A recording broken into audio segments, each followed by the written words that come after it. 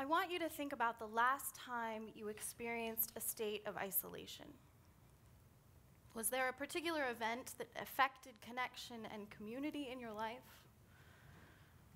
Some of these instances could include moving house, getting laid off, separating from a spouse, or doing poorly in school. How did this make you feel? Did you feel alone in this struggle or lonely in some way? How did you try to fix that emotional isolation? Now I want you to think about the social media platforms you use: Facebook, Instagram, Twitter, Pinterest, Tumblr. How do you use these platforms? Who do you connect with on them, and why?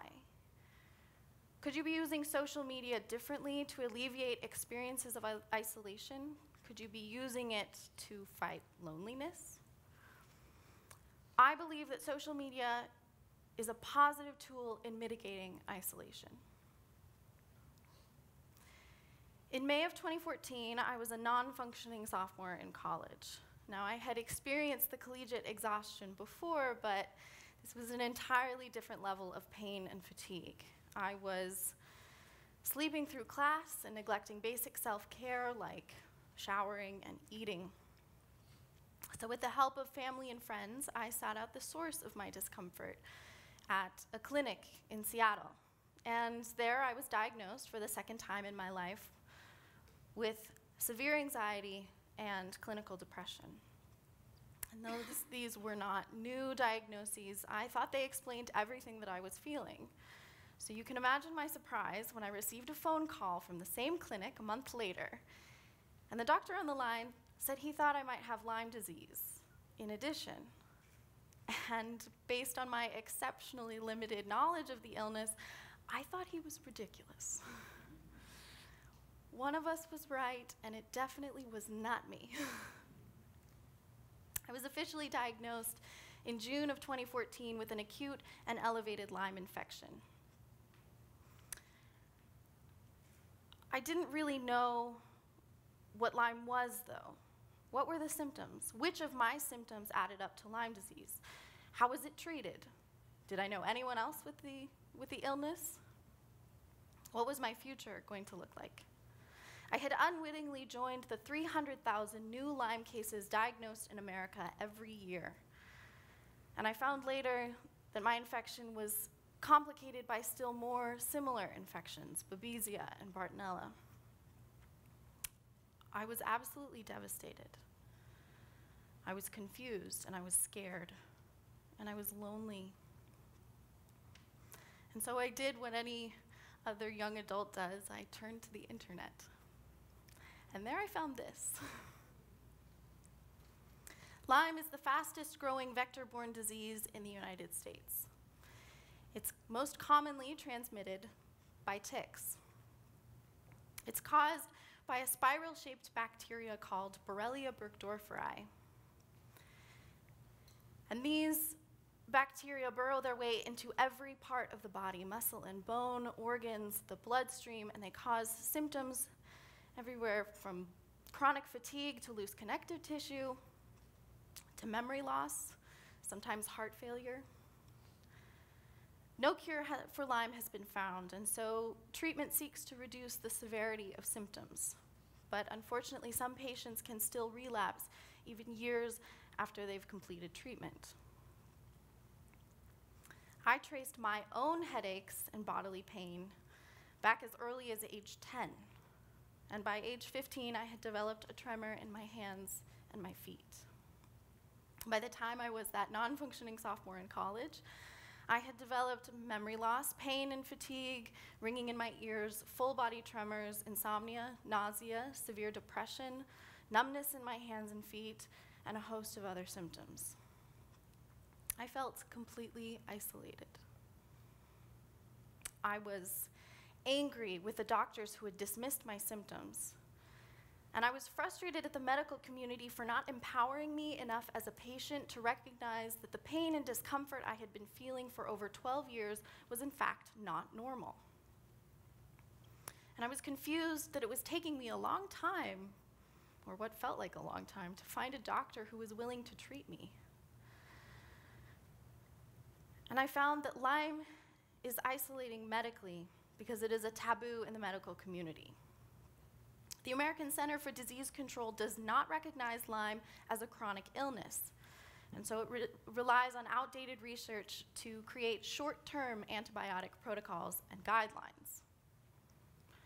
I did not present with a tick bite or a traditional bullseye rash, and so I didn't present as a traditional Lyme patient.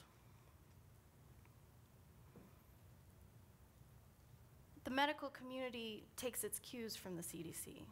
And so many doctors are unwilling to follow or are censured for following updated and current research that supports long-term antibiotic guidelines.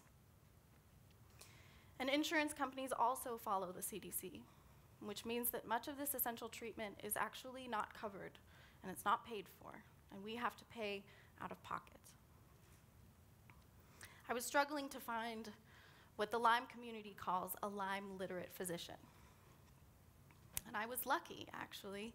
Within several months, I was able to find that Lyme-literate doctor, and so my medical isolation began to gradually diminish. I began treatment in August 2014, and because I figured I'd lived so long with this disease already, over half my life, the future was already looking up. And I determined to continue on with the year-long study abroad program in Oxford that fall, where I would continue my antibiotic protocol. Unfortunately, this is when I began to understand the physical isolation of Lyme. I lasted only 1 semester instead of 2, and I was forced to return home in January of 2015. I became unable to leave my bed, unable to socialize or work or attend school, and I stayed there for 9 months with only my cat for company and my family for all of my physical care. They took me to weekly doctor's appointments and IV therapy. They cooked for me, they bathed me sometimes, and they also pushed me around in art museums for the occasional, if completely exhausting, public outing. And so my physical isolation began to gradually diminish as well because my family was taking such good care of me. But I found during those 9 months at home that I was emotionally isolated. I desperately needed others who understood my situation personally. I craved the kind of empathy that comes from those who are experiencing the same kind of suffering. It's just as Alphonse Daudet wrote in the 19th century, pain is always new to the sufferer but loses its originality for those around him. Everyone will get used to it except me. I needed people for whom the pain was always new, just as it was for me. I specifically needed interaction with students who had to deal with both school and illness, or who had been forced to drop out of school as I had. And so I turned again to the internet, this time to social media, which was my last remaining outlet from my bed at home. And actually, I found an entire community of other people who were looking for exactly the same thing, a way to mitigate their isolation. Now, critics are quick to point out the disadvantages of online interaction. They worry about misinterpretation, inaccurate or problematic health information, or the effect that virtual interactions have on real-life relationships. But there is precedent for this kind of online community. According to the Pew Research Center, 85% of Americans use the internet, and 65% of American adults use social media specifically, and this includes Facebook, Twitter, Instagram. But interestingly enough, 24% of American adults use social media for health-related information, just like I was, or to find others with the same health condition. Chronic illness sufferers are even more likely to communicate online, and they've been creating virtual support systems for several years now. This was my turning point. I immediately found others who had Lyme and who were trying to navigate, as I was, the various types of isolation that come with it. And instead of using it as an imprecise bridge of association, I started using social media purposefully in an effort to find others who knew exactly what I was going through. I found a way to crowdsource a solution to my emotional isolation. And primarily through Instagram, I connected with a wide variety of people. Lyme patients, we call ourselves Lymies, and other chronic illness sufferers, we call ourselves Spoonies. And I began following the hashtags related to my illness. And through them, I found people who talked about their illness. This gave me hope for living long-term with a body full of bugs.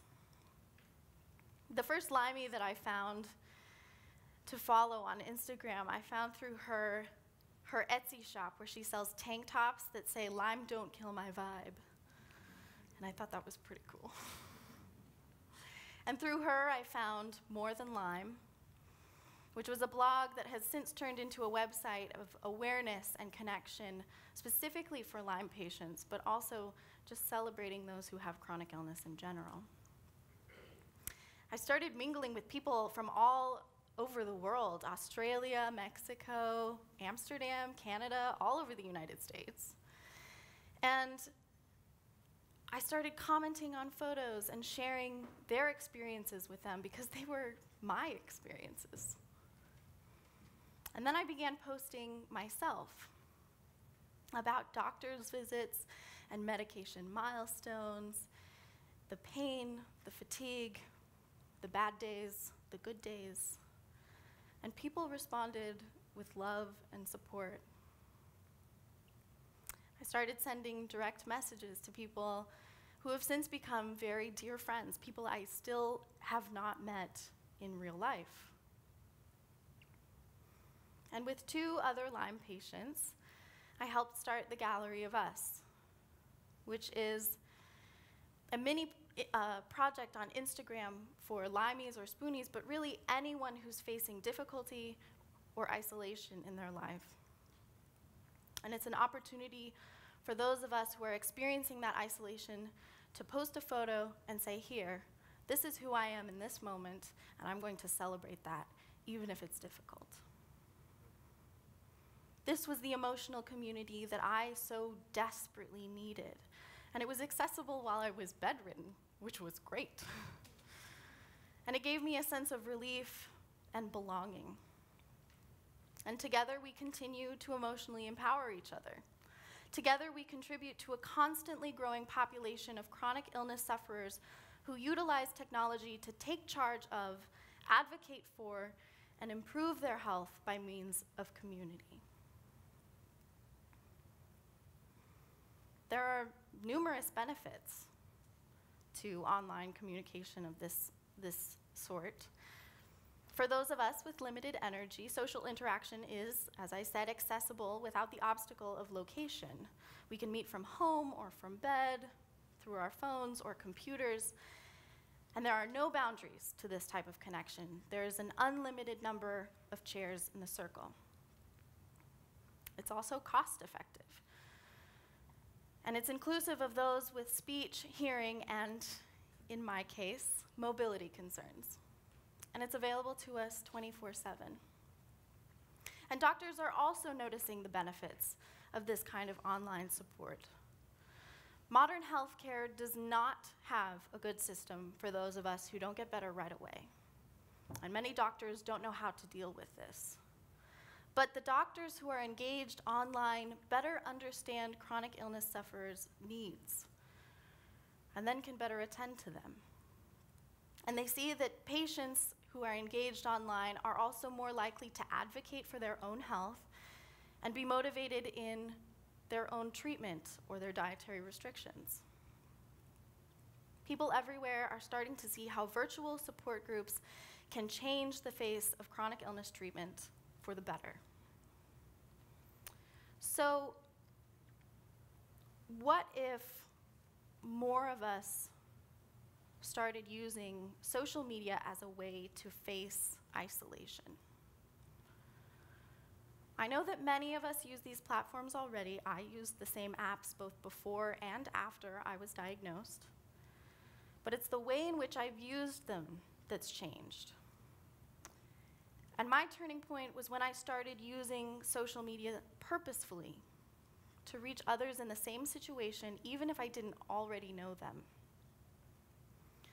I think about the many stressors that create isolation in our lives. But I believe that there's a way to positively and actively find peers who can both support and empower us, just as we can support and empower them. So start exploring hashtags related to your isolation, and then follow the people who use them. Know that it takes time to build connection. These are real relationships just as they are in real life. And also know that it's okay to unfollow someone if they aren't contributing exactly what you need in your own community. Comment, retweet, reblog, reach out. And say, hey, I know exactly what you're going through, and people will do the same. Post about your own story, and then use those same hashtags related to your own isolation. And think about all the changes that we can make in our own lives, in the medical community, in the lives of others, when we rethink how we use social media, and when we start using it as a tool to problem solve isolation. Thank you.